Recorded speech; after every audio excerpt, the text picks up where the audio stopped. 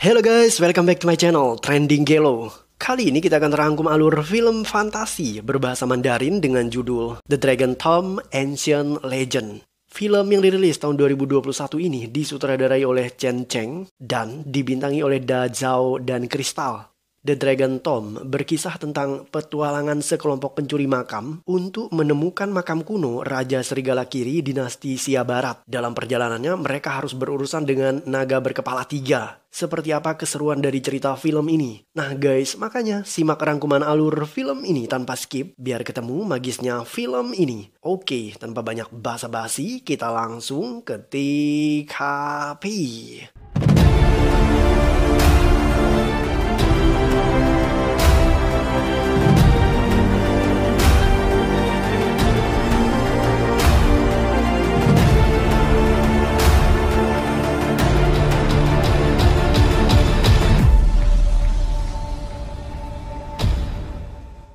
Film ini diawali dengan adegan yang memperlihatkan sekelompok pencuri makam memasuki sebuah makam kuno yang dipenuhi jebakan. Satu persatu jebakan berhasil mereka lalui.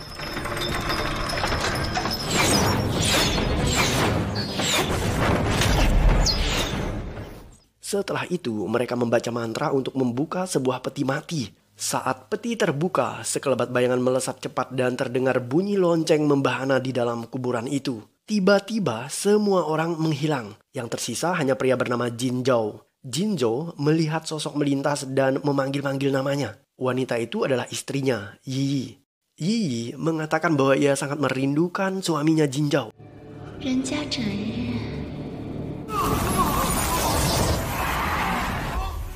Jin Zhao tersadar, rupanya ia jatuh pingsan akibat menghirup merkuri ketika peti mati terbuka. Dalam pingsannya itu ia bermimpi bertemu dengan almarhumah istrinya. Setelah itu Jin Zhao melihat isi peti mati dan sejurus kemudian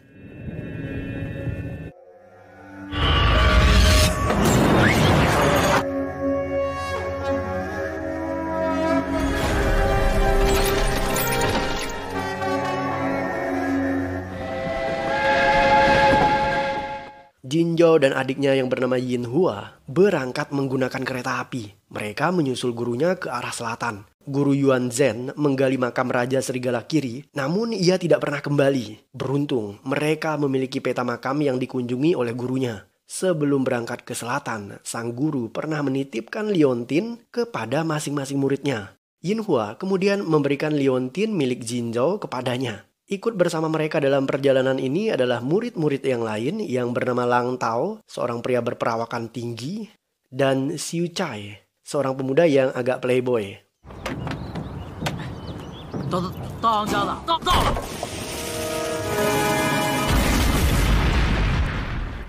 Segerombolan penjahat meledakkan rel kereta api yang akan dilalui oleh Jin Zhao dan teman-temannya. Kereta api tadi terhenti. Para penjahat ini datang untuk merampok. Mereka adalah bandit dengan julukan naga terbang. Geng ini dikomandani oleh bandit terkenal yang bernama Xuanji. Xuanji membunuh orang-orang yang berani melawannya. Mereka merampok semua barang berharga milik penumpang. Bahkan mereka merampas peta makam milik Jin Zhao. Jin Zhao dan Xiu Chai lapor polisi, tetapi mereka disuruh antri. Para polisi mengatakan kelompok geng naga terbang ini sangat disegani di wilayah itu. Bahkan polisi pun agak takut untuk menangani mereka. Jin Zhao dan Xiu Chai akhirnya pergi karena mereka tidak yakin polisi akan menanggapi laporan yang mereka berikan. Jin Zhao dan teman-temannya adalah pencuri makam. Untuk menyembunyikan profesi itu, mereka memiliki profesi sampingan sebagai pemain teater. Jin Zhao adalah murid kepercayaan guru Yuan Zhen. Ia pernah mengkhianati gurunya setahun yang lalu dan kabur bersama seorang PSK, kemudian menikahinya. Setelah gurunya menghilang 3 bulan yang lalu, Yin Hua menjemput Jin Zhao untuk mencari gurunya. Jin Zhao agak bingung bagaimana caranya mereka merebut kembali petanya dari kelompok bandit Xuanji. Karena kelompok bandit ini sangat ditakuti. Tidak lama kemudian, Jin Zhao mendengar suara orang-orang menyerang mereka.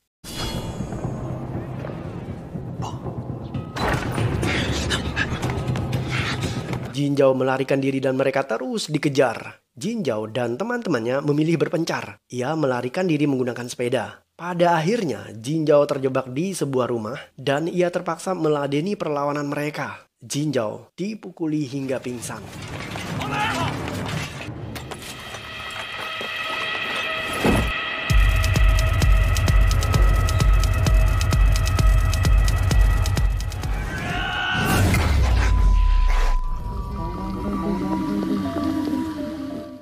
Saat tersadar, Jin Zhao menemukan dirinya dan teman-temannya sudah berada di markas bandit naga terbang. Bos penjahat bernama Xuanji memaksa Jin Zhao mengaku kemana mereka akan pergi dan apa yang akan mereka curi. Karena takut temannya dibunuh, Jin Zhao akhirnya mengakui bahwa mereka akan mencuri makam Raja Serigala Kiri. Sekalipun memiliki petanya, bos penjahat Xuanji tetap tidak mengerti cara mencuri makam. Makanya, ia tetap butuh Jin Zhao. Jin Zhao sendiri mengaku bahwa ia tidak membutuhkan harta itu. Yang mereka inginkan hanyalah mencari gurunya yang hilang.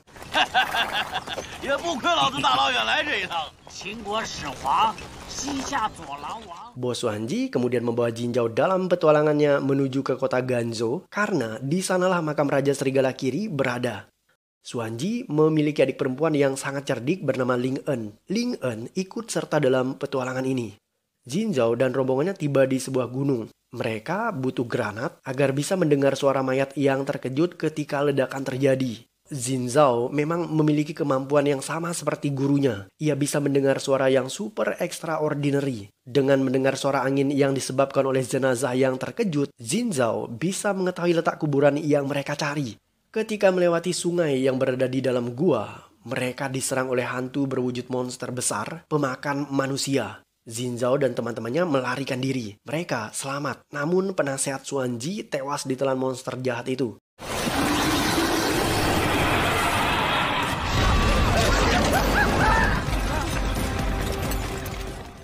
Setibanya di depan makam, Jin Zhao segera melakukan ritual dengan membakar dupa dan membaca mantra. Tujuannya adalah untuk menghormati pemilik makam. Xuanji tidak percaya kepada tahyul. Ia juga tidak sabaran. Xuanji kemudian meledakkan pintu makam dengan bom. Mereka kemudian masuk ke dalam makam. Ternyata makam itu tidak semudah yang dibayangkan. Walaupun pintu makam terbuka, mereka harus menuruni tebing.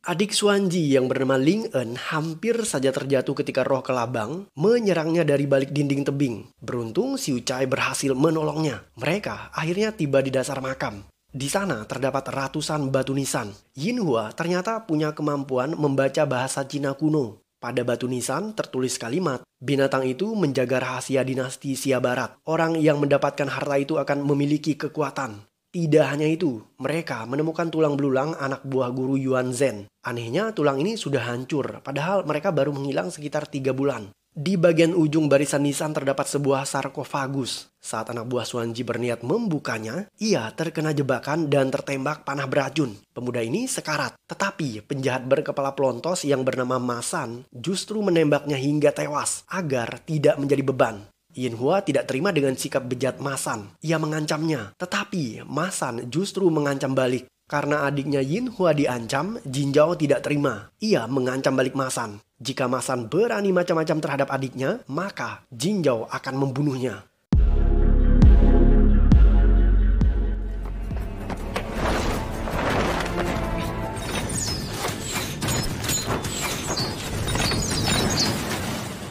Xiu Chai berhasil melompat ke atas sarkofagus dan menghentikan mesin yang mengendalikan perangkap di dalam makam. Beberapa orang mencoba membuka sarkofagus tetapi tidak bisa. Saatnya Lang Tao turun tangan. Pria bertubuh tinggi seperti raksasa ini berhasil membuka sarkofagus dan ternyata isinya kosong. Setelah itu ribuan serangga menyerang mereka. Beberapa anak buah Xuanji tewas tersengat serangga. Untuk menyelamatkan diri, mereka terpaksa masuk ke dalam sarkofagus di mana di dalamnya terdapat sebuah terowongan. Ia menutup sarkofagus agar serangga tadi tidak menyusul masuk ke dalam.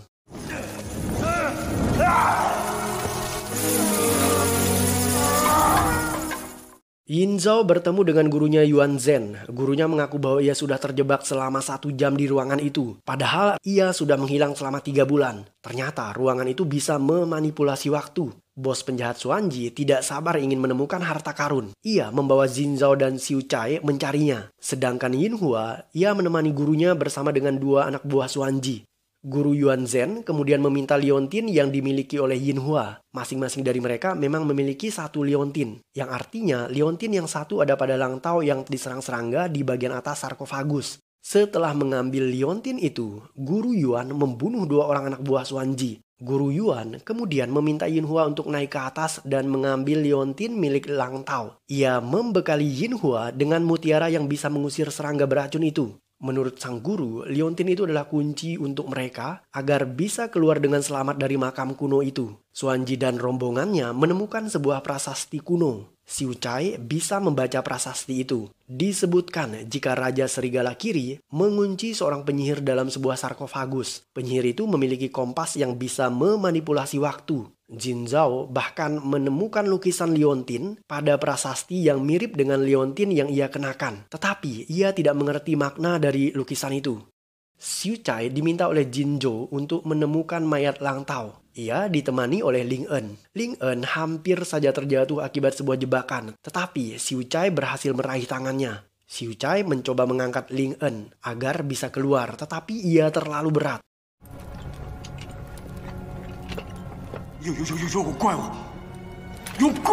Di sisi lain, monster berupa cacing besar menyerang Jin Zhao dan teman-temannya. Monster ini dibangkitkan oleh Guru Yuan dengan mantranya. Ternyata Guru Yuan dirasuki oleh penyihir jahat. Ia sengaja ingin menyatukan semua liontin itu guna mendapatkan harta yang paling berharga dari makam kuno. Konon kekuatan dari benda itu bisa membuatnya menguasai dunia. Jin Zhao dan Xuanji berlari masuk ke sebuah ruangan dan mengunci pintu. Xiu Cai juga ikut lari dan masuk ke dalam. Ia terpaksa meninggalkan Ling En yang terperosok jatuh ke dalam jurang. Bos penjahat Xuanji tidak terima adiknya tewas. Ia berniat memukuli Xiu Cai. Tetapi aksinya terhenti ketika anak buahnya yang berkepala plontos yang bernama Masan berteriak kegirangan setelah mereka menemukan tumpukan harta karun.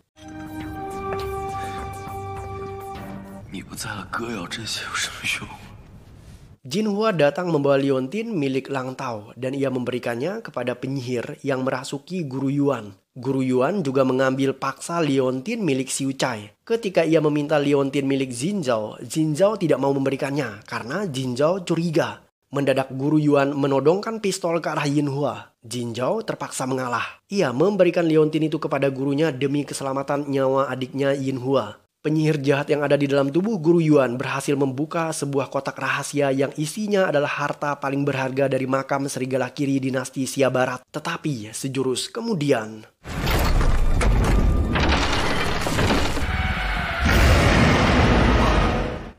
seekor ular raksasa berkepala 3 muncul. Ia menyerang dan membunuh anak buah Xuanji. Jin Zhao dan teman-temannya bersembunyi di balik tembok besar.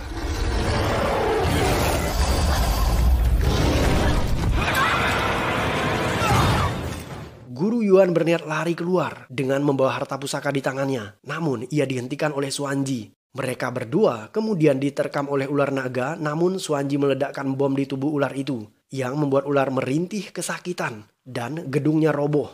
Guru Yuan dan Xuanji tewas dalam ledakan itu. Sementara itu Jin Zhao, Yinhua dan Xiu Cai berhasil keluar dari sebuah lubang dan setelahnya lubang itu tertimbun reruntuhan yang membuat ular tadi dan juga roh penyihir terjebak dan tidak bisa keluar dari makam kuno itu. Film ditutup dengan adegan di mana Jin Zhao dan teman-temannya melanjutkan kembali profesi mereka sebagai pemain teater. Yinhua sukses menjadi artis teater dan ia menjadi begitu populer. Teater Jin Zhao semakin sukses dan berkembang. Dan film pun berakhir.